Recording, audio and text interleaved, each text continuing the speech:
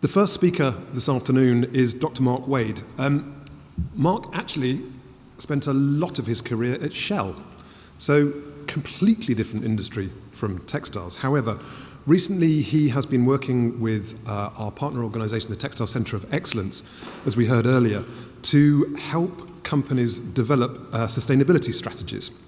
And he's going to talk to us about that now. So Mark, thank you very much indeed.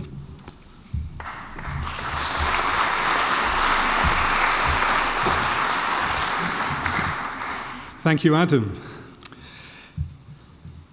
Good afternoon, ladies and gentlemen. It's a real privilege to be standing before you, to be invited to contribute to this distinguished forum and to represent the Textile Centre of Excellence, its Sustainability Strategy Development Programme and participating companies, many of whom I'm really delighted to see are in the audience here today.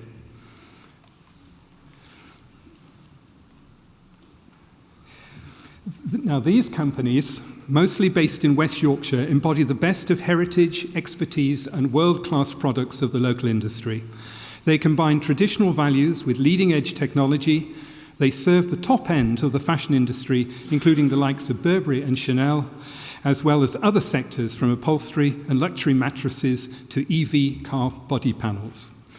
I'm here today to share with you the construct and impacts of the programme. This initiative provides a roadmap of tools for integrating sustainability into purpose, strategy, and operations.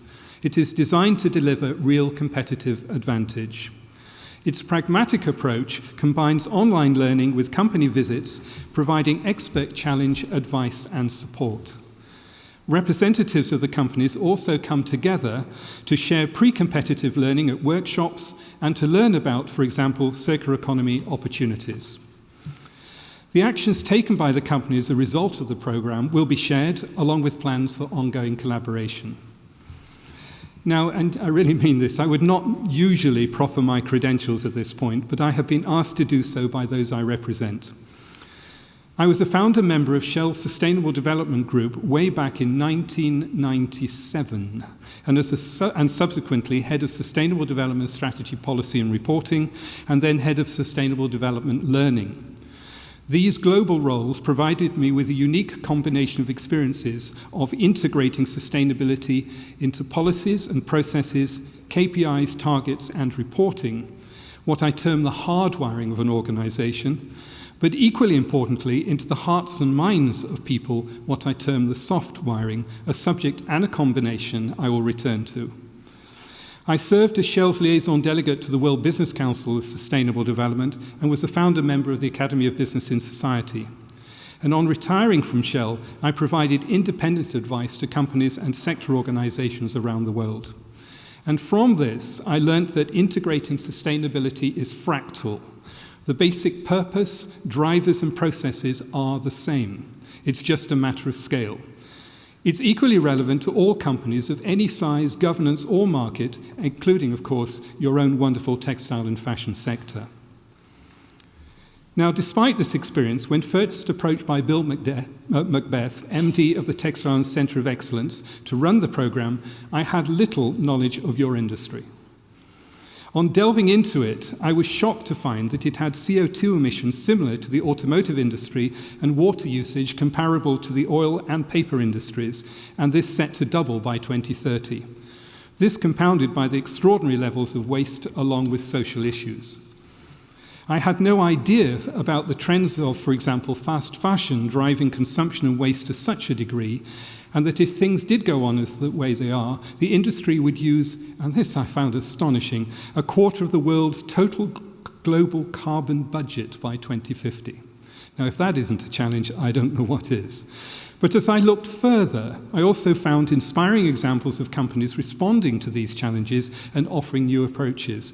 And I'm delighted to have heard the progress made in the presentations we've already had this morning. Linton Tweed's eco-efficiency measures here, being mindful of waste and improving water and energy efficiency, what I would call the low-hanging fruit of sustainability, giving a clear and rapid payback. Then there was Pinatex, exploring alternative sources of fibre from pineapple, leaf waste, and developing novel supply chain relationships. And Vega, innovation was also found around the need to transition to a circular economy, much of what we've heard about today, and evolve servitization models that decouple value from consumption. Vega's subscription model in the UK here, for example, is changing attitudes to ownership and to waste. And then this one caught my eye. Infinited Fibre is pioneering a new technology to save textiles from incineration or landfill with their new fibre, Infina.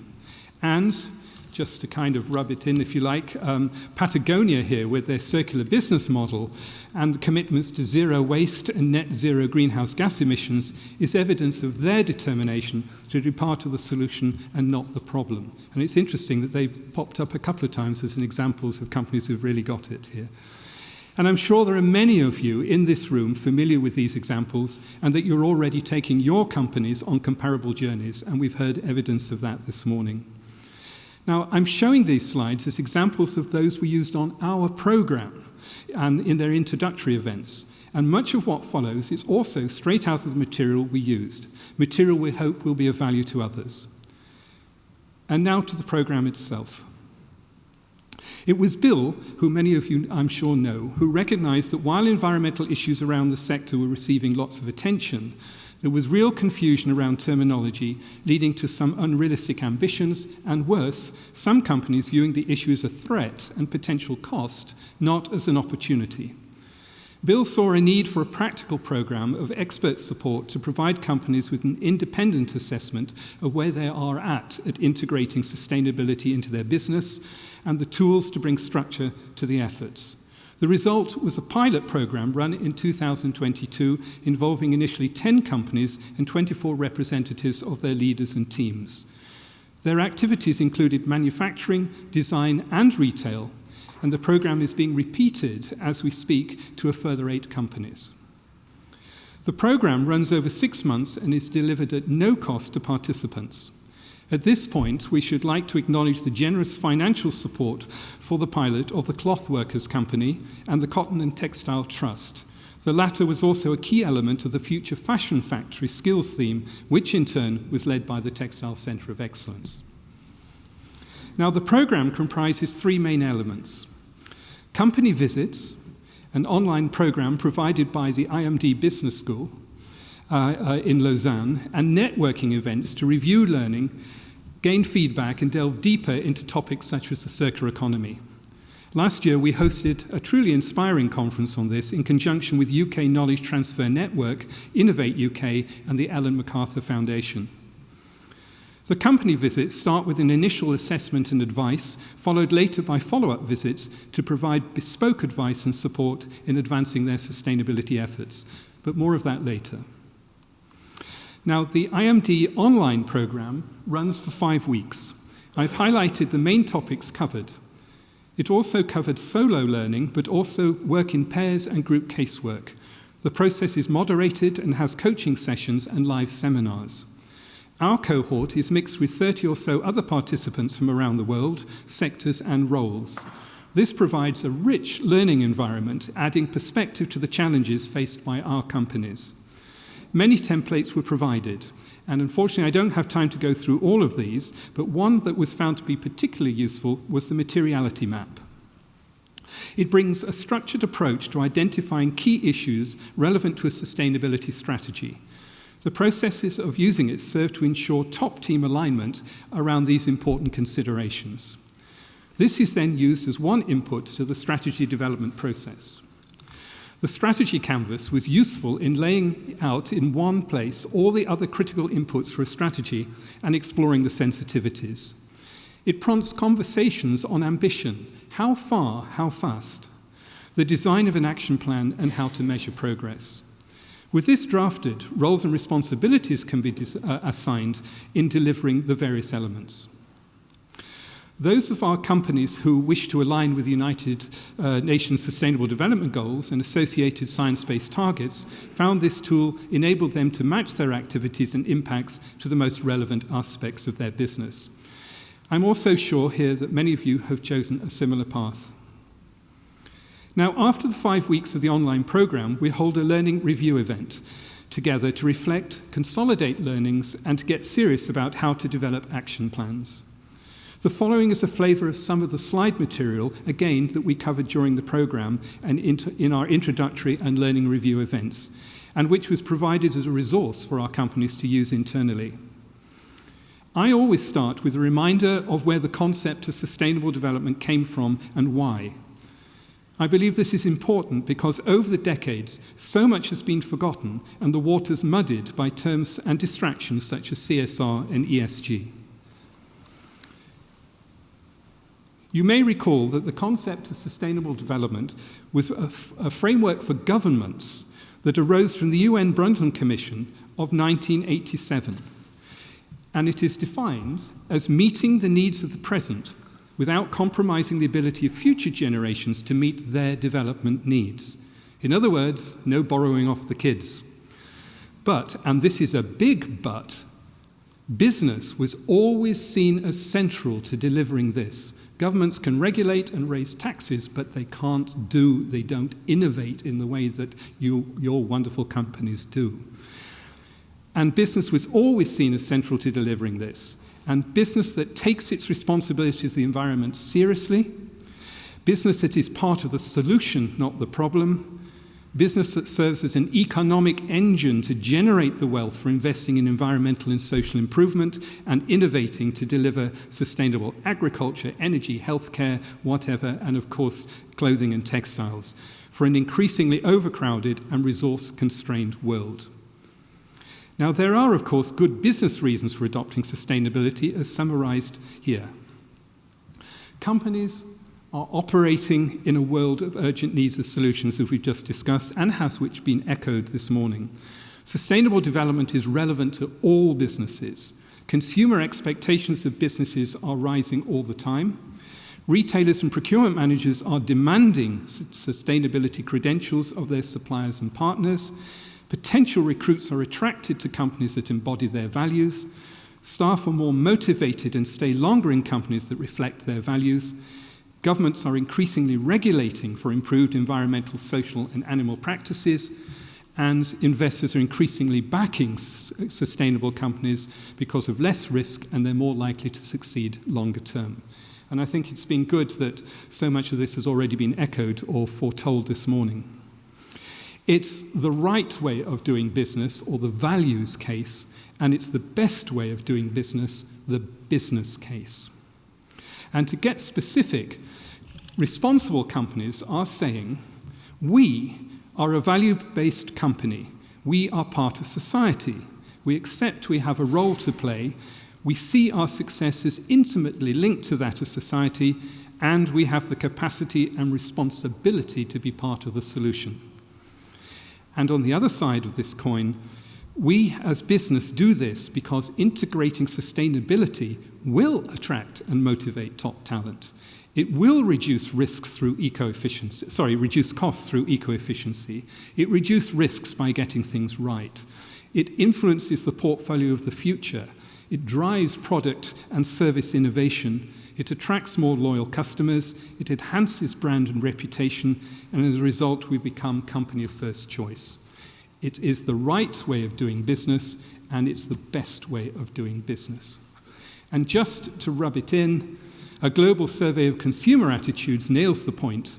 It's a pretty clear message of high expectations of business. Now, whatever the motivation, once the decision is taken to start down the sustainability journey, it helps to be clear on what this means in practice and to ensure a shared understanding throughout the organization. A simple way of helping people adopt this approach is for them to imagine looking through a sustainability lens when making decisions. Decisions large and small, operational and strategic. A lens that widens the view beyond the usual business considerations to include environmental and social considerations, and then to look at how to manage the impacts as part of normal operations. And that's anybody can put on, the chair of the company or somebody who's managing a tool or a piece of equipment or even sweeping the floor. It's a lens that widens the view beyond the usual business considerations. And another useful way of looking at this is how to integrate sustainability thinking into to view what needs to be done in the fourth dimension of sustainability, time, past, present, and future. Now, in most companies, there will be a need to make good the past by retrofitting sustainability into existing operations to clean up any legacies and bring standards up to date. Then, of course, there's the present, doing things better now, in cleaner, safer, more ethical ways, and continuous incremental improvements. But this is not enough. It's important to look forward, to radically redesign for the future, to anticipate future demands with new products and services, to evolve the portfolio, to develop new supply chain relationships, to design a new business model, perhaps from products to a more circular servitization model. And depending upon each company's circumstance, it may be that looking back and cleaning up takes, say, 5 to 10% of the effort. Doing things better, maybe 70 to 80%, the majority of it, with these incremental improvements, and 5 to 10% of planning for the future. So the general advice was build on what you have and start on what you haven't tried yet. Really pragmatic. Clean up your act and don't risk your brand by being caught out. Do more with less energy, less water, less materials, because it saves money and gives fast returns. Challenge assumptions and innovate. Empower everybody in the organization. Why do we do it this way? What could we do better? And we've had illustrations of notice boards and other things this morning, so that speaks exactly to this. And then delight customers and consumers and build brand values, building on your improving platform of authentic credentials and no greenwash. And as a consequence, become trusted company of first choice to staff, customers, partners, investors, and show leadership, inspire others with your success. And I think that's what this conference today is about. And when we covered aligning the corporate compass by defining values and purpose of the organization. So a purpose statement, and we've had quite a bit of this already this morning, is a company's reason to exist that goes beyond profit, products, and self-interest. It expresses a company's desired impact by providing solutions to customers and wider societal needs. It explains who benefits from its existence and in what way it is an expression of a company's values. Now, achieving an agreed statement of values and purpose provides the basis for guiding decisions along a sustainability journey and creates a sense of shared identity, so valuable in aligning organizations in its fulfillment. If you do not have this codified in your company yet, I really do urge you to think seriously about doing so. Here are a few examples. My favorite, I must admit, is BBC's, to enrich people's lives with programs and services that inform, educate, and entertain. It's so succinct and so comprehensive. Now, now to the company visits themselves. These provided an opportunity for in-depth discussions with senior leaders, typically owners, managing directors, and directors, who were often joined by heads of departments. The first priority is for me to gain a working knowledge of the company, its size, governance, markets, and operations. Then to understand the business concerns, challenges, and opportunities. This was to ensure that any advice given was relevant to the context, so I could see through their eyes as to what was keeping them up at night and thinking of how we might contribute to easing that. And on the initial assessment visits, the focus is on where is the company currently at in understanding the sustainability agenda, what markets and wider drivers they are seeing and responding to, and importantly, where are they in their efforts to adopt sustainability into their strategy and operations. Follow-up visits provided an opportunity to get more granular, to provide further advice on embedding sustainability, and to critique action plans. I would like to acknowledge at this point the high degree of trust and openness shown by the people involved in these conversations. I was also deeply impressed by the frankness of the self-analysis as to what they saw as the limitations of what they were doing. Being honest about shortcomings is a vital first step for improvement. During visits, I was struck by how much some companies were already doing. In all cases, there was an appreciation for the opportunity to share thoughts and to discuss how to structure efforts to improve. What was very evident was how different each company was in where they were at. No two conversations were the same. For those just starting the journey, the focus was on benefiting from the low-hanging fruit of eco-efficiency, how to get a quick payback from doing more with less energy, water, materials, etc. The need for energy audits and the monitoring of equipment was top of the agenda. So too was reducing waste and finding alternatives, for example, like single-use plastics. To others, it was, we're doing lots of things, but we have no overall plan. How do we identify and prioritize the critical issues? Thus, the value given to the materiality mapping tool I showed previously and the conversations that ensued during the visits. Some admitted that they had exaggerated their sustainability credentials in branding and with stakeholders and had been found out. The importance of getting it right first and only then communicating credentials is the correct order of doing things. With the larger companies, the conversation included how to engage wider staff populations and create a culture of empowerment to challenge and to innovate. In some cases, sustainability had been a value and a driver for many years, to the point that these companies were producing or wishing to produce a sustainability report. Then the conversation was of, again, a different level, more about metrics, KPIs, and the encouragement to lay down a roadmap of commitments of stretching but achievable targets. The process of compiling a report necessitates rigor, capturing current actions and laying out future intentions. It provides an excellent tool for informing and engaging staff on the journey. With this in mind, it was stressed that any report should be pitched to the internal audience as much as any external stakeholders. In all conversations, the question was asked, do you have a defined set of company values and or a purpose statement? And I'm pleased to report that a number of our cohort had defined company values and some already had a clear purpose statement too. Others took the prompt to give this serious thought, and one went back and revisited their statement to update it in the light of new learning and context.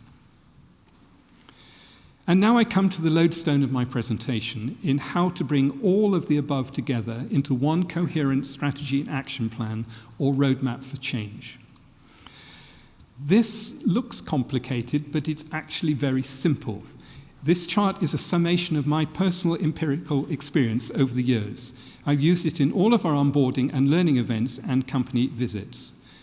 It acknowledges, as others have said this morning, that you can't just click your fingers and everything's going to be done.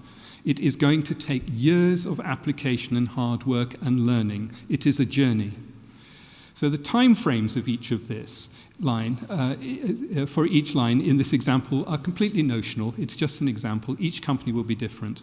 But the line items give a typical sequence. And I'm going to go through them if you can't read them, given the size.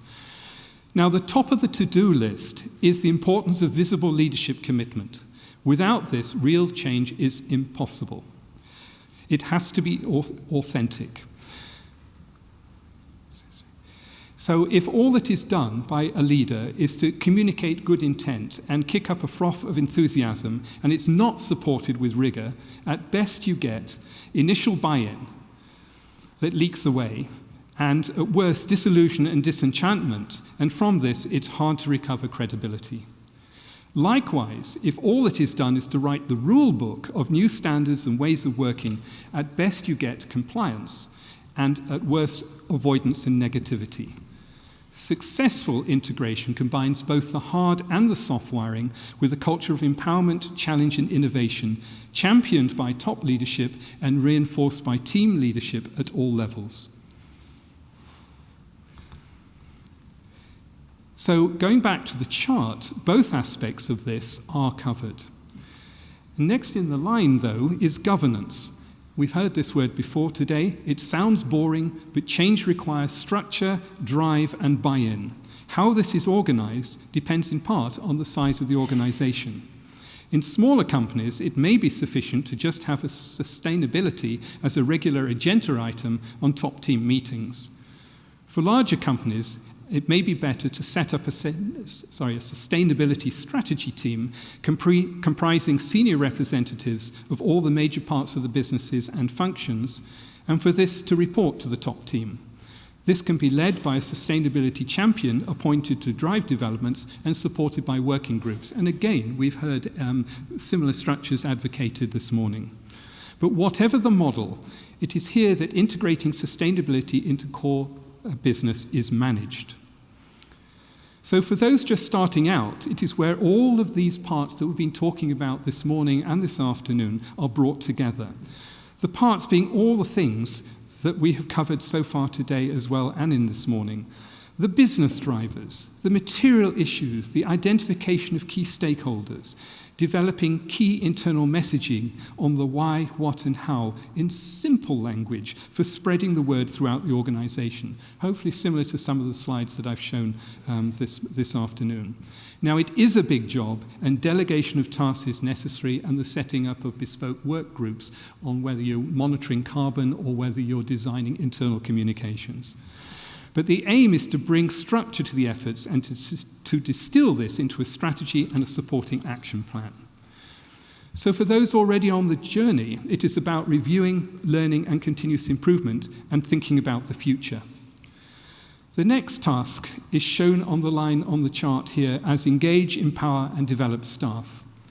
But in reality, it's a whole topic of how you reach people's hearts and minds, and with the will, thrill, skill of sustainability, and how to embed this into culture of the organisation. Now, in smaller companies, it may be possible literally to get everybody in one room together, and to do this, and then to hold regular update and involvement meetings. For larger companies, the task is much greater. How to design a change management process at scale is something that, regrettably, I don't have time to go into details today.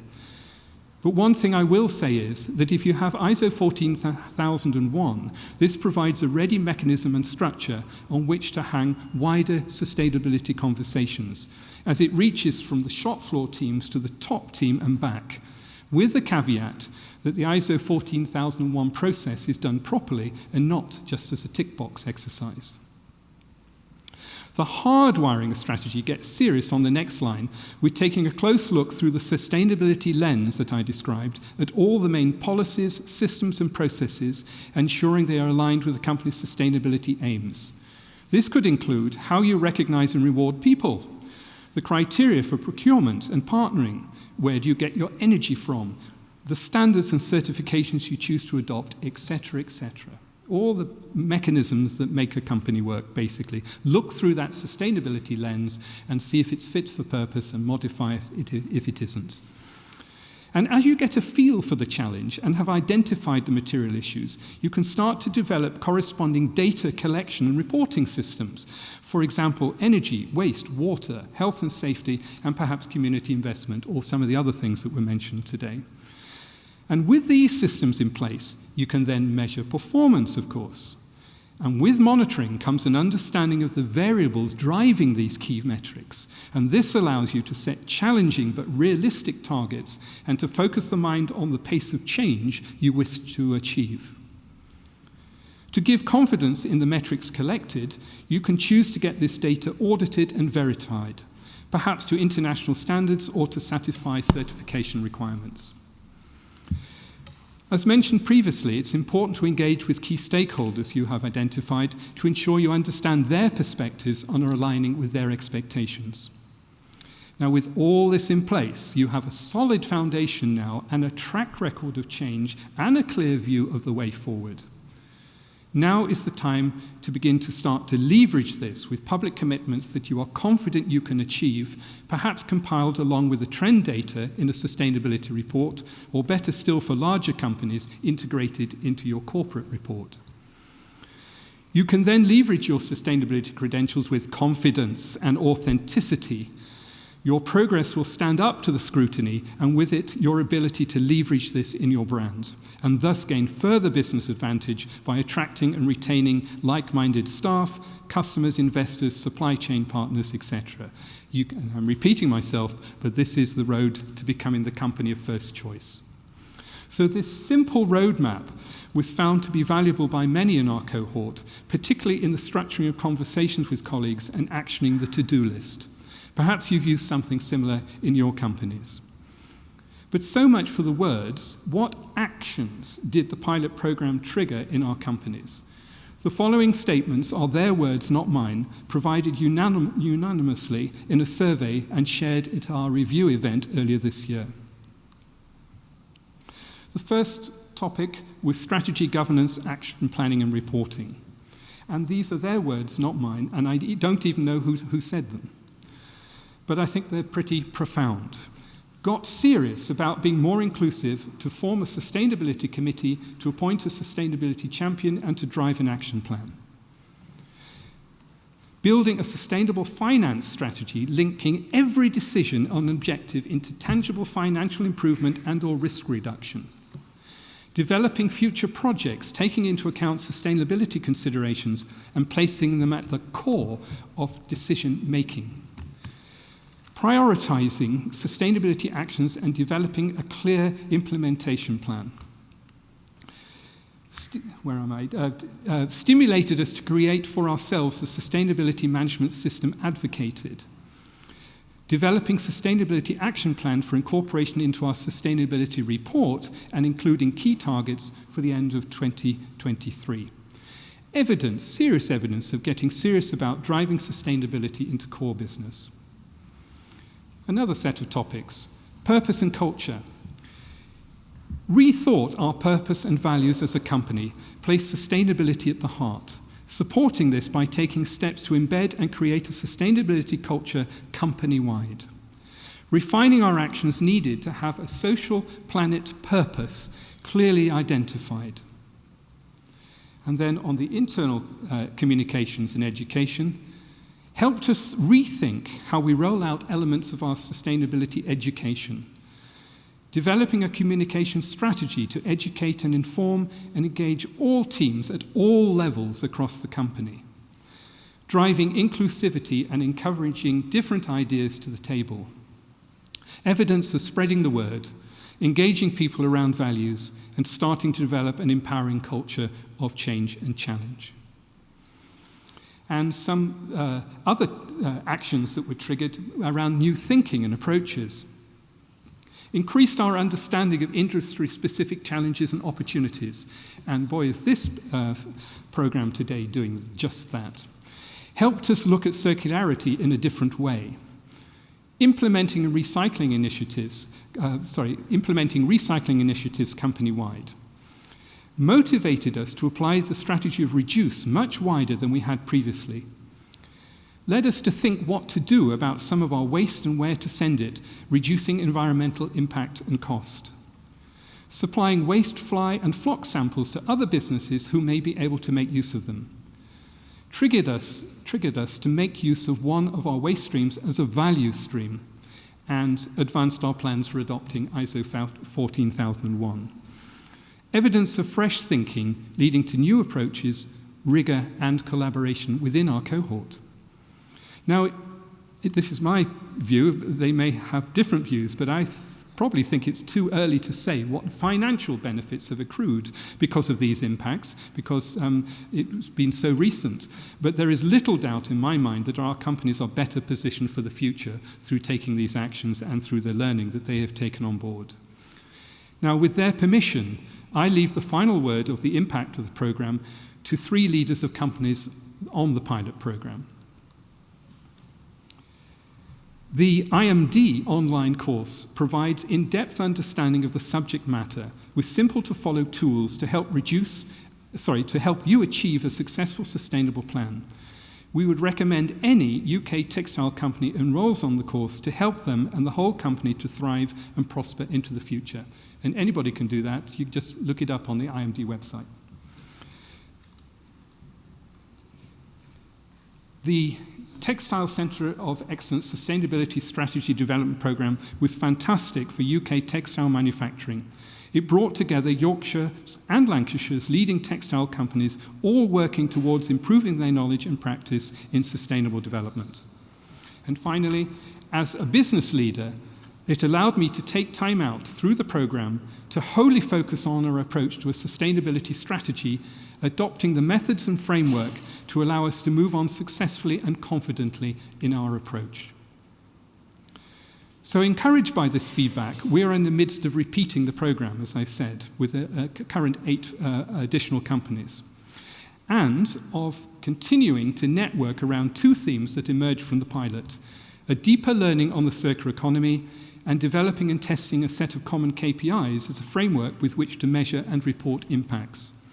We had planned to offer this as a potential template for wider consideration by the industry. But since then, the WBCSD, the World Business Council for Sustainable Development, has taken up the mantle in their recent white paper.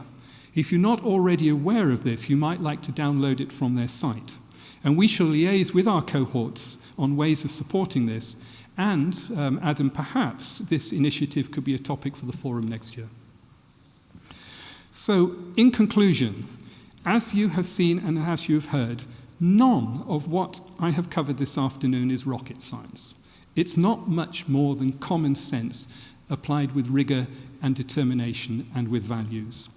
Any company can use these tools to start or advance their sustainability journey.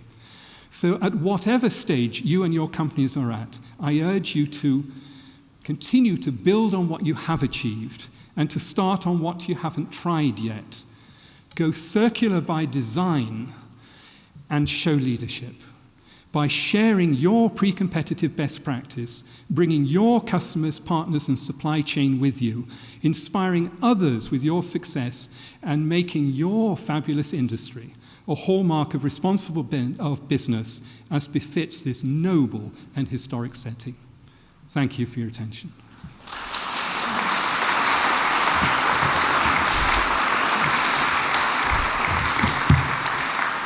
Thank you very much, Mark. I've spoken to pretty much all of the companies that have been on the initial pilot, and all of them gave us incredibly enthusiastic feedback about what they'd learned and how they were going to implement those learnings into the business. I wonder if I could just ask you a couple of questions. Sorry, to bring you back up on stage. You ran through a lot of how to approach a strategy, but one of the key things that we hear a lot, and we've heard today as well, is the importance of people and the lack of people with the skills to drive through sustainability. How important is that in getting a strategy not only set up, but delivered? I think you've all got it in your companies. The people that are going to be making the change will work the looms. They'll do the marketing.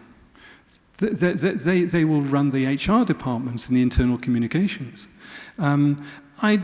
I was listening to the conversations earlier about needing experts. Yes, you need experts in the technical things around perhaps fitting equipment to monitor energy efficiency of individual equipment.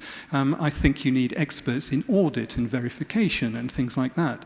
I think that it's good if people can be delegated time to understand what's involved in a certification process. But I'm the firm believer that every company in this room has the resources within them to do it. And I believe that the best sustainability champions, and this came up very briefly in the panel discussion, are actually people from within the company. With their passion and their ability to go the extra mile to really do some serious learning and to get on top of this. And I'm deeply impressed with the people in the cohorts that I've been working with. It's the visible leadership from the top saying this is important, but then it's the people who are material scientists or who are in HR or they're in health and safety or they're running ISO 14001. These are the people that actually will go the extra mile. They've already got the background context and they can bring their own specific expertise to improving that part of the business. And if you've got a framework to fit it to, if you've got leadership supporting it, and you've got people delegated tasks to complete what you've all agreed is important, then bring in the experts by all means, but it is for the technical expertise. It's not for your transition journey. You can manage that yourselves. Brilliant. Thank you very much indeed, Mark.